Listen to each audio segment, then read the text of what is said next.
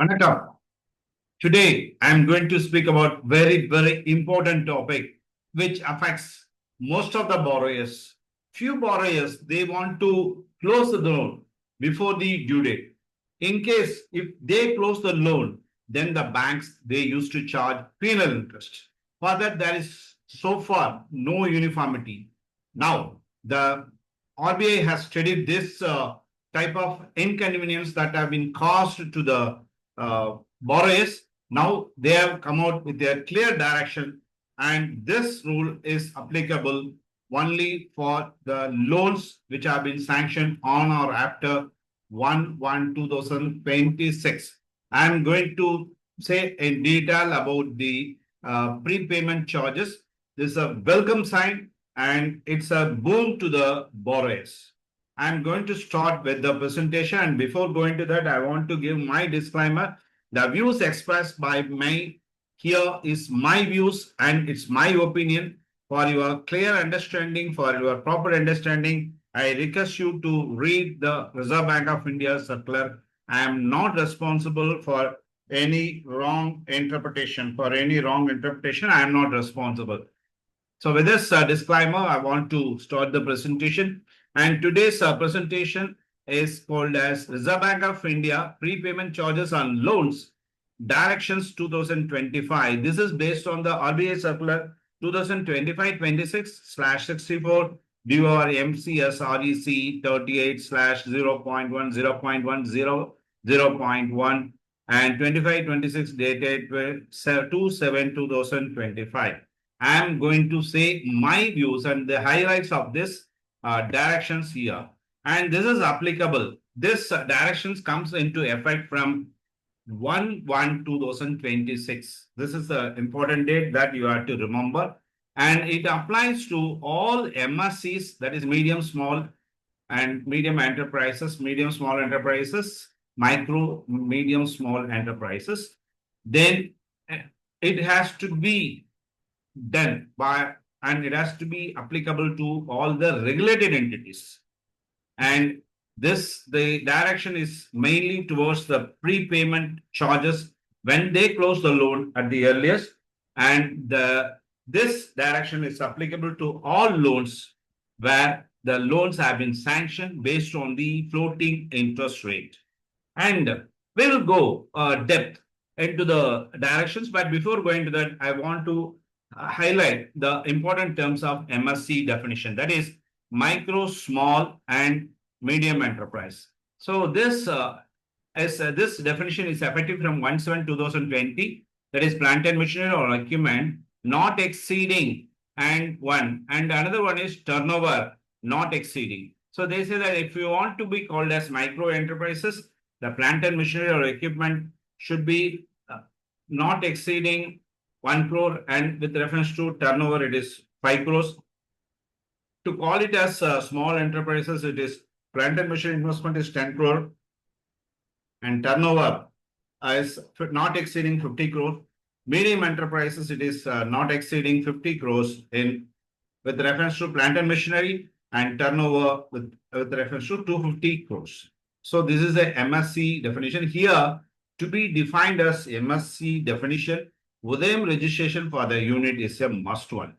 So without that, if you are suited to the definition, but if you are not registered under MSC under Udayam registration, then you are not eligible for the prepayment charges. Now I am going to say what are the regulated entities as covered by this RBI direction circular. That is commercial banks, excluding payment bank, primary urban cooperative bank, NBFC bank, all India financial institutions, small finance bank, and regional rural bank, state cooperative bank, central cooperative bank. All these are called as regulated entities. And this is applicable to all the floating interest rate. It is not applicable for the fixed rate. For all the floating interest rate on loans and advances. So this is the point you have to bear in mind. If any loan is sanctioned based on the fixed interest rate, then these directions are not applicable. So here they say that they have bifurcated the prepayment charges applicability into two parts. One is for the individual loans where business purpose is not there, and all the MSC all the MSC entities with the business purpose. So they are defined into two purposes. Now we are going to say see the individual loans and which are all not applicable for business. That is without any business motive. If any individual loan is being received, then this rule is applicable. What we can see, what are the individual loans? One is home loan, loan against property, loan against LIC, shares, fixed deposits, securities, gold loans, vehicle loans. All these are backed by the securities. So all these loans are not for the purpose of the business. And second one is with unsecured loans. For unsecured loans, what are called as unsecured loans? Personal loans, educational loans, then credit cards. All these are coming under the category of uh, unsecured individual loans.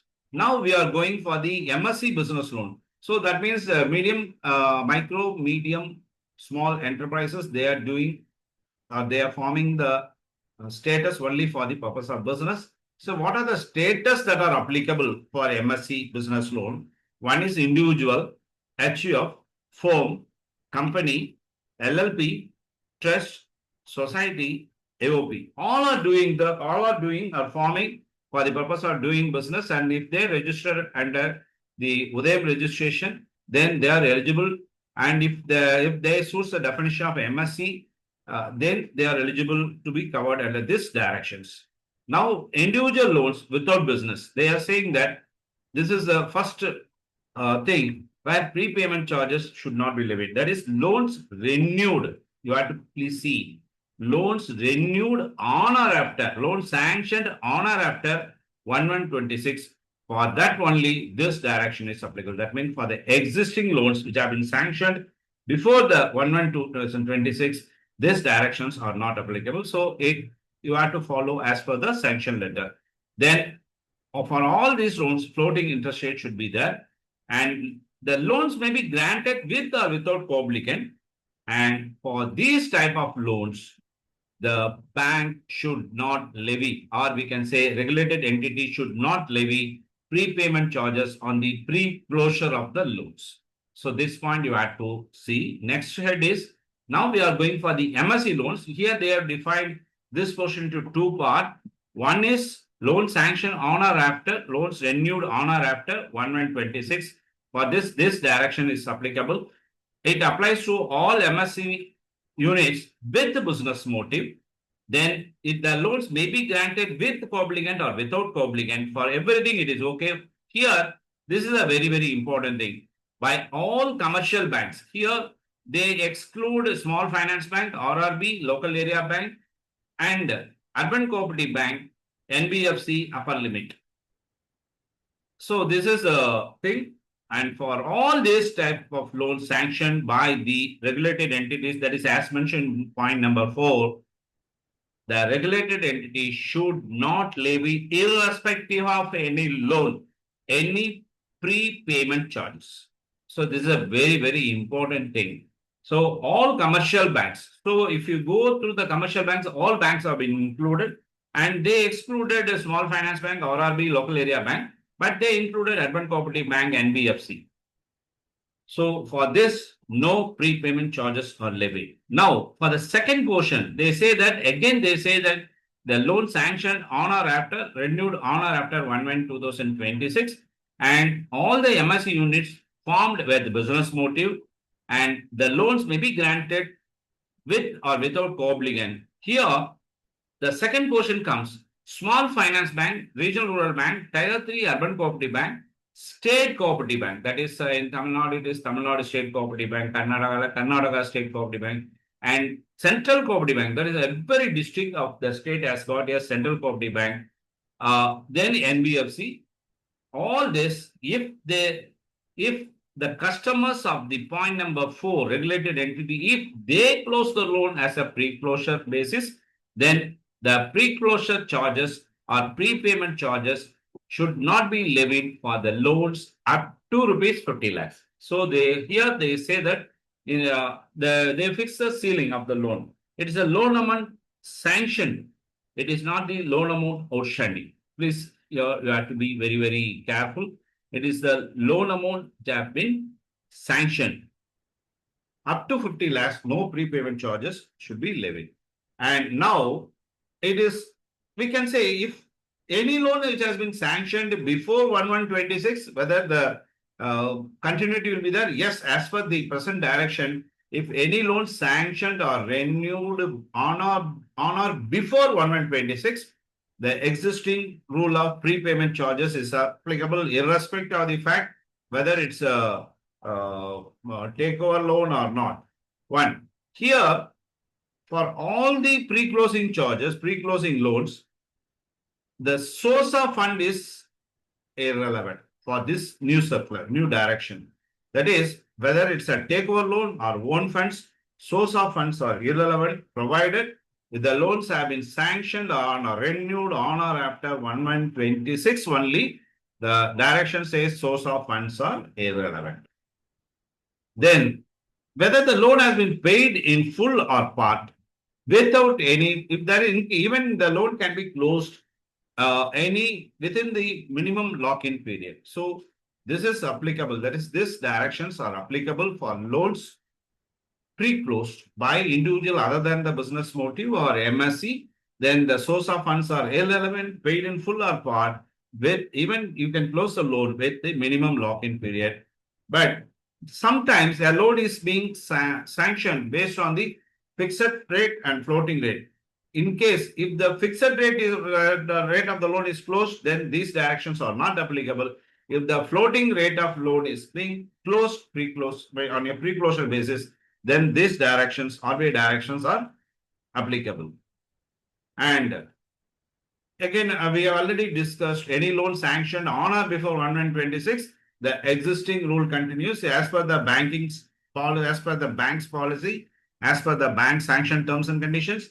The prepayment charges are applicable for the loans which have been sanctioned or renewed on or before 1126. So prepayment, but there they have given one clarification. The prepayment charges should not cross the sanction limit. So this is what they are telling. And another one is for the that is on or before 1126, the loans have been closed. And in case the borrower, that is before honor 1126, if the borrower conveys to the bank that he has not the intention to pre-close the loan before renewal, then these prepayment charges should not be charged because the loan should not be renewed. And sometimes if the regulated entities force the borrower to close the loan, even at that time, prepayment charges should not be charged.